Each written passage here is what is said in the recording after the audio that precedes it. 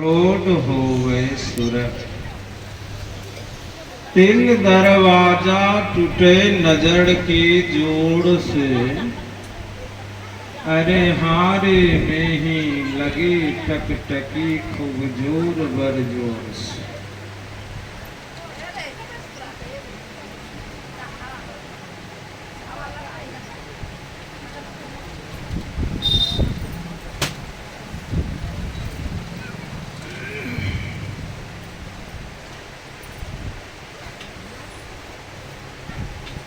परमाराध्य सदगुरु महाराज कहते हैं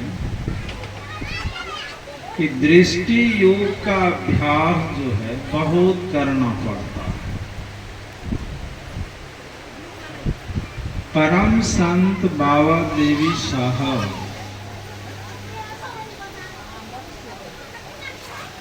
संत मत सत्संग मंदिर मायागंज भागलपुर में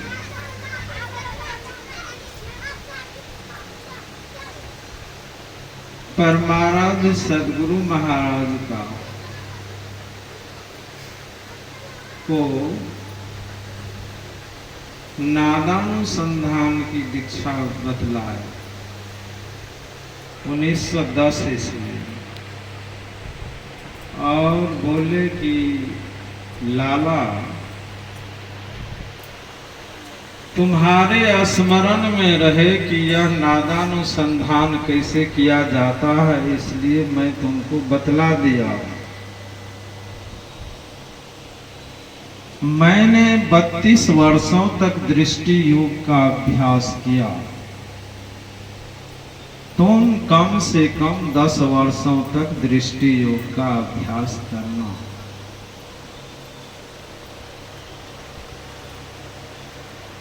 और गुरु महाराज के हाथ को पकड़ करके अपने इस चुत्तर पर दिए, बोले क्या तुमको पता चल रहा? बोले हुजूर ठेला बना हुआ है, ठेला। बाबा साहब कहते हैं सोचो ध्यान में मैं कितना बैठा हूँ कि दोनों चुत्तर में इसमें ठेला है।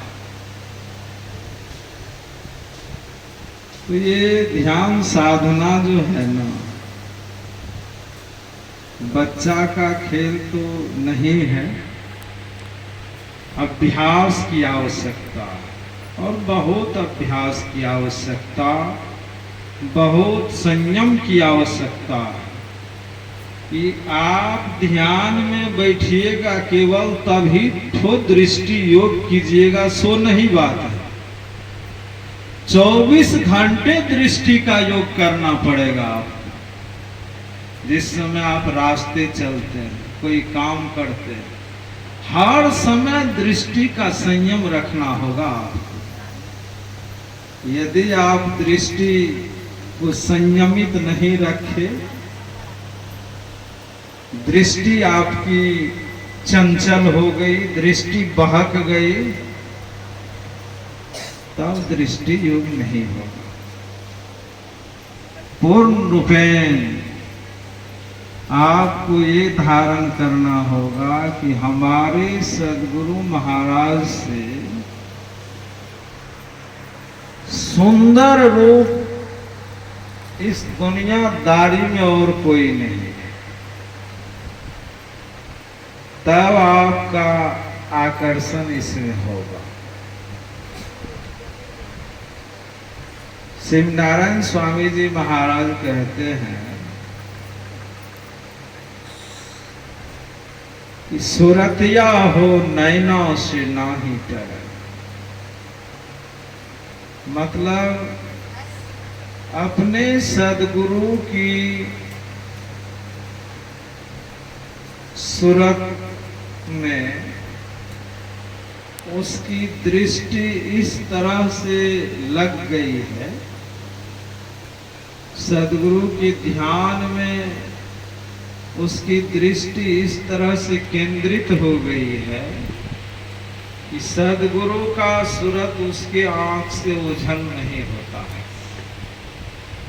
और ये मानस ध्यान होते होते समझ लीजिए कि उसके साथ साथ दृष्टि योग भी होता है। दुनिया के सभी रूपों से आपकी दृष्टि हट गई।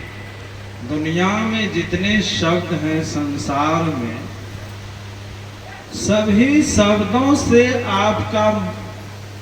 आपके मन का आकर्षण हट करके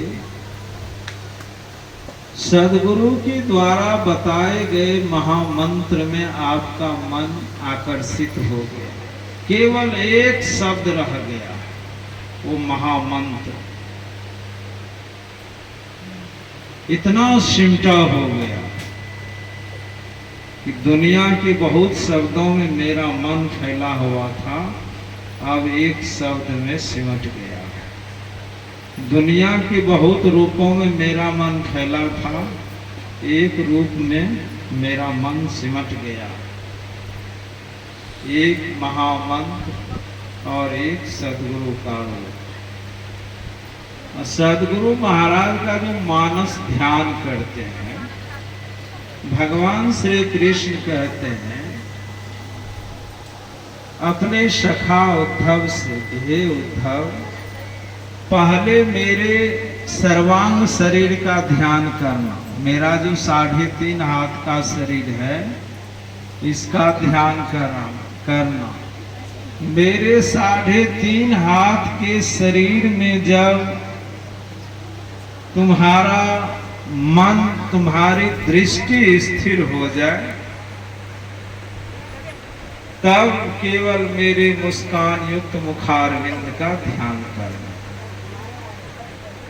सोचिए आप कि आपका मन जो है, आपकी दृष्टि जो है, अपने सदगुरु के सर्वांग शरीर में स्थिर हो गया है कि सदगुरु के रूप के सिवा और किसी का रूप नहीं आता, केवल सदगुरु का रूप। तो सदगुरु के रूप में मन स्थिर हो गया, दृष्टि स्थिर हो गई, तो केवल सदगुरु की मुस्कान युक्त मुखारविंद का ध्यान करना है। मुस्कान युक्त मुखारविंद का जो ध्यान करेंगे, तो इसका ध्यान होते होते दोनों दृष्टि धार आज्ञा चक्र में 10वां द्वार में केंद्रित हो।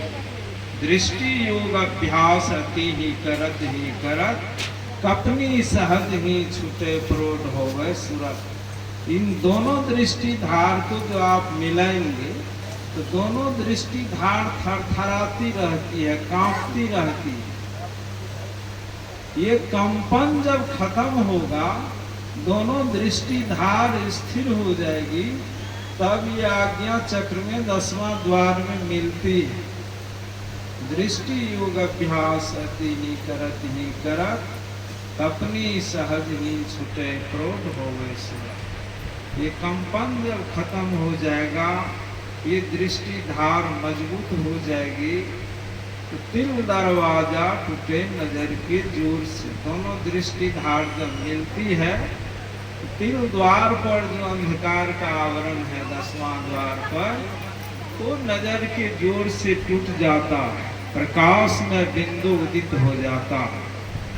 अरे हारे में ही लगे टकटकी खूब जोर बड़जोर से, जोर बड़जोर से टकटकी लग जाएगी। जिस प्रकाश को कभी नहीं देखे थे, उस प्रकाश का ध्यान होने लगेगा, प्रकाश में बिंदु का ध्यान होने लगेगा। कभी आपकी दृष्टि, आपका मन वहां से हटेगा, कभी वहां जाएगा। परमाराध्य सदगुरु महाराज अपने प्रवचन में कहते हैं कि पहले तो साधक को बिंदु को पकड़ना पड़ता, अभ्यास में मजबूत हो जाने पर बिंदु ही साधक को पकड़ लेता है, छोड़ता नहीं। अभ्यास में जब मजबूत हो जाएंगे तो ये बिंदु हटेगा नहीं। अब पहले जो नया नई आपको बिंदु को पकड़े हैं तो कभी वहां से आपका मन हटेगा, दृष्टि हटेगी, फिर जाएगा, फिर हटेगा। अभ्यास मजबूत हो जाने पर वो बिंदु ही आपको पकड़ लेगा, वो हटेगा नहीं, हमेशा रहेगा उदित। संत शिशु बाबा कहा करते थे कि आधा ऊर्ध दाएं अरु बाएं पीछू पांचों त्याग, खष्ट बीचो बीच एक निशान दृष्टि की लाग। गुरु महाराज ये पदावली में लिखते हैं, कहते हैं कि आज्ञा चक्र से नीचे, आज्ञा चक्र से ऊपर, आज्ञा चक्र से दाएं, आज्ञा चक्र से बाएं और पीछू, इन पांचों को त्याग। खष्ट बीचो बीच एक निशान दृष्टि की लाग। ये छठा चक्र जो है आज्ञा चक्र, दोनों दृष्टिधार मिलने से एक निशान बना है, एक चिन्ह बना है। उसी चिन्ह का नाम है बिंदु। कहते हैं कि उदित तेजस बिंदु में पिली चलो चाल विहंग। वो प्रकाश में बिंदु जो उदित हुआ है उसमें विहंग की चाल से चलो। उसका जब ध्यान करेंगे तो गुरु महाराज रामचरितमानस सार सटीक में लिखते हैं टिप्पणी में कि भगवान श्री कृष्ण कहते हैं कि बिंदु के रूप में मैं शालिग्राम, राम जानकी ठाकुर बाड़ी और में दो छोटा छोटा पत्थर रहता, उस पत्थर को शालिग्राम भगवान कहा जाता है। तो भगवान श्री कृष्ण कहते हैं कि बिंदु के रूप में मैं शालिग्राम हूं। और गुरु महाराज कहते हैं कि बिंदु में वह शांति विराजती है जो शांति परमात्मा में विराजती है। बिंदु को जो साधक प्राप्त कर लेता है तो उस साधक में परमात्मा में विराजने वाली शांति विराजती है। सोचिए बिंदु के साथ, और उस बिंदु का जब ध्यान होगा तो परमात्मा में विराजने वाली शांति उस साधक के अंदर में विराजेगी। बिंदु ऐसा, इसीलिए उस बिंदु का जब ध्यान करेंगे, अभ्यास आपका आगे बढ़ेगा तो आपको 5 रंग का भी दर्शन होगा। पदावली में गुरु महाराज लिखते हैं,